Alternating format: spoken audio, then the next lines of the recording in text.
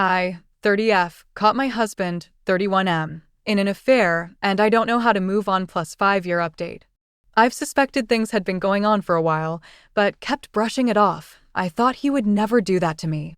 Since around April, he's been refusing my attempts to have sex most of the time, sitting differently on the couch to where he's facing away from me. Little things. It's with one of our good friends. She came to my house a few weeks ago. She texted me. She pretended to be there for me. I found out because I rolled over and they were having a Snapchat conversation. She said she wished she could be there to hold him, and he summarized that I tried to seduce him last night and mocked it. I confronted him, and he admitted it. He said that it was because quarantine was stressful. He does not want to work things out. He thinks of me only as a friend in his heart. When I told her husband, he confronted her, and apparently they actually kissed back in February. I think at that moment, I was never going to be enough for him. We used to be so happy. The week before they kissed, we celebrated Valentine's Day together. He bought us a nice bottle of wine for our anniversary. We had fun, we were perfect. I don't know where to go from here. We've been married only about a year. I feel like he took so much from me and doesn't even want to go to therapy or work this out. I don't want to leave my house, but everywhere in it I see him. He chose her. I've been cheated in every relationship I've ever been in. He was supposed to be my forever. I don't know what to do. I've made therapy appointments, but I was also laid off last month, so I have too much free time to analyze every single moment where he might have been lying to me or where I made myself pathetic trying to cling to him. How do I start to get through this? TLDR, my husband had an affair and does not want to try to work out our marriage. I feel like I'm drowning and don't know how to start moving on. Update 5 months later. First of all, I just want to thank everyone here for the support I received following my first post back in August. At the time, it truly felt like my world was ending. It was important to me to make this update because I need to tell anyone who's currently going through the same thing, it gets better. You will get so much better. I had one conversation with my husband since everything happened, by his choice. It lasted maybe 5 minutes and was like talking to a robot. I know from others that he cries to people about how he ruined his life, but I have never once gotten an apology or the same show of regret. At this point, I don't care. I know him and the other woman are still seeing each other, and frankly, they deserve each other. Good for them. While I still feel angry occasionally, I no longer mourn what I once had. Instead, I'm so excited for the life I now get to live. I moved to a small walkable city and gave myself my dream apartment. It makes me so happy to see how I've decorated it and to just live in a cozy place instead of our old dreary house. I was the breadwinner in our marriage, and he would make me feel awful about wanting to pay for nice meals or do fun things. Since moving here, I've done a ton of foodie fun stuff and don't feel guilty. It's so refreshing. I have dipped my toe into the dating pool again and had plenty of mediocre dates from dating apps. Recently, I found someone who I've really clicked with and am enjoying how appreciated and desired he's made me feel. It's definitely early and we're moving slow, but overall, dating has made me realize that I'm a catch who doesn't have to settle. Therapy has done wonders, and I'm so happy I immediately dove into it. My therapist is proud of me. I'm proud of me. I've stopped looking at being divorced as a failure. He failed, not me. I'm genuinely happy and excited to wake up each morning and no longer feel like this terrible weight is sitting on my chest. The holidays were surprisingly easy, and I found myself so happy to spend time with my family without having to compromise anything. So all in all, life is good, and there's so much of it ahead. Looking back, I can't believe I wasted so much time thinking about how I could get him to come home. I've made my own home and my own happiness, and that is worth so much more. TLDR, husband left me for another woman. He sucks, but things get better. Relevant comments. Lore 7. This makes me so happy. Good for you, Op. You rock. OOP.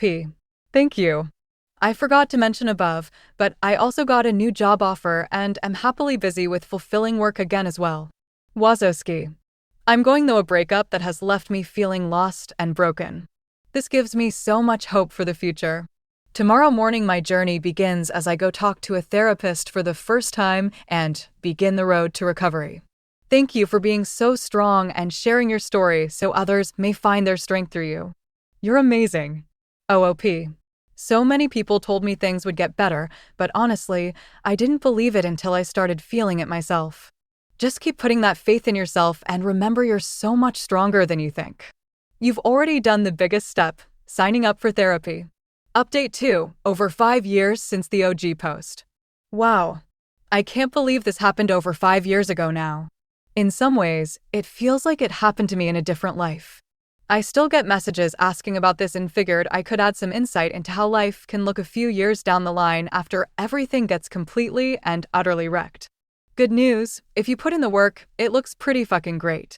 First of all, where is my ex-husband now? I haven't had contact with him since September of 2020 and largely don't keep track of things, but I can see that this man still follows me on Instagram and watches all of my stories. I considered blocking him, but just let it be. I think it's the petty part of me who's living a full life that's fine with rubbing it in a bit.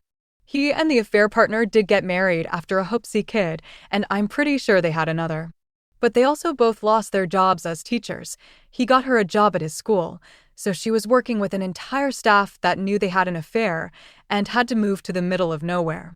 Last I heard of them, the affair partner had been texting his former best friend unhinged rants about not including them in get-togethers or allowing my ex-husband to be a groomsman in his wedding. But enough about them, because they already took up way too many pages in my story. When we last left off, I think I had just moved to a new city, shout out to Richmond, Virginia, and was largely just finding myself again. I think the change of scenery was the best thing that I did for myself. I was never meant to live in the suburbs, and moving to a beautiful little city where I can walk to coffee shops, bakeries, and bookstores honestly helped my mental health as much as the therapy. I bought a house here a couple years ago and have really settled in. Then I got my puppy, a corgi named Bilbo Baggins, who really is the true love of my life. He is the greatest thing to happen to me and is just such a fantastic chunky guy. We go to a local dog park with a bar all the time, and he even has his own lil dog social group. Kids aren't something I plan on, so he is basically my son. It hasn't all been perfect. My dad died, my best friend moved across the country, and I largely haven't really been dating much the past couple of years. Dating hasn't been a huge priority for me, and my friends say that I'm probably too picky. I say that I know what it's like to be in a marriage with someone who might love you, but doesn't like you, and it's worth not settling. But while I may be single, I am fulfilled and busy. My birthday is Saturday, and I'll be spending it in Paris at a Lady Gaga concert.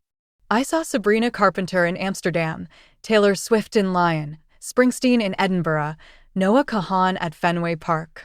Earlier this year, I was able to visit Katmai National Park and see the brown bears in the falls. I have a D&D group and a really amazing village of people I love. I would not be in this headspace if I didn't go to therapy and work out the why of me settling for this man in the first place. True story. When planning our honeymoon in New Zealand, I, of course, had to plan the entire thing despite him picking the location. He refused to do any driving, so we had to do a guided tour that left on specific dates. He pretended to not be able to get a day off of work when we needed to leave until I started crying and begging him to just ask his boss for it, because literally no other flights worked. That's when he said he actually always had the day off, but wanted to make sure I was actually working hard enough to choose good flights. Anyway, I chose to marry. That, and it was a lot to unpack in therapy. But I'm glad I did, because without it I don't think I'd have built this life for myself. At the end of the day, what happened set me up to live a happier life than what I was living, so in some ways, I'm thankful for the experience, shitty as it was. If you're in the middle of something terrible, unfair, and world-shattering to you, just know that it's not forever. While this experience has made me a bit of a believer in karma, I also know that there was a lot of work to get myself out of that big black mental hole. Sometimes it seemed that I would slide back in it, but by looking forward and figuring myself out, I eventually clawed my way out. I think you can too, and that you're worth fighting for. TLDR, got therapy, life is good, ex-husband stalks me on Instagram, and maybe we should all get dogs for our mental health. Final comments. Corfies74. Just read your other posts. JFC, what a tool he was. If you don't mind, what did you figure out was the reason you put up with him? What did your therapist say? OOP. A lot of it was I equated success with going through the steps of life. Getting married was just the next step, and I didn't think I could find something else. So I settled. Therapy also helped me realize the reason I kept wanting to put off having kids later and later. It's because I actually didn't want them. It's just what I thought I should do. The things he did became so normal that I just kinda started to accept them. I took on all the emotional labor. I drove 2 hours a day for my job as the breadwinner, because he didn't want to commute or leave the town he grew up in. I made sure we saw his family for things when I found out that he would use me as an excuse to get out of stuff. Looking back, it's so obvious, but when you're in that situation, you kinda lose yourself in it. Flynn JM. Good for you. Sounds like he has regrets. OOP, I do think he regrets how he did it, but this was the girl I was always told not to worry about, and he had feelings for her for a while. I'm sure he's probably happy, but I think he's the type of person who's also content with a mediocre life.